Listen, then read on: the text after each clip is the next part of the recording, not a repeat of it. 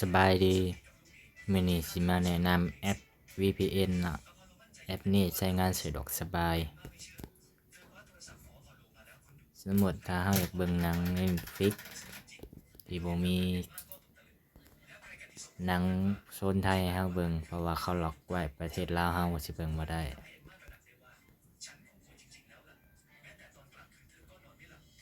ถึงว่าข้อยสิเบิ่งเรื่องนี้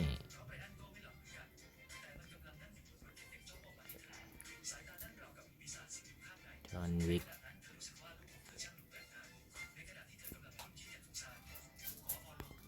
กภาค4สิบ่มีให้เบิ่งเนาะจอห์นวิกภาค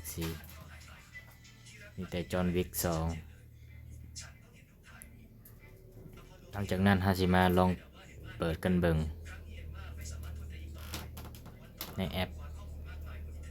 VPN นี่ตัวนี้เนาะ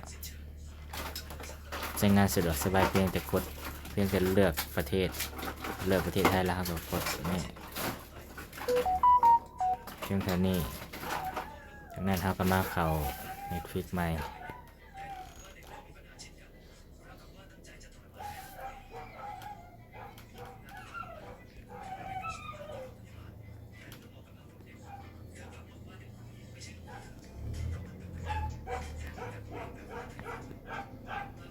เพียงเท่านี้ก็มีแล้วเนาะนี่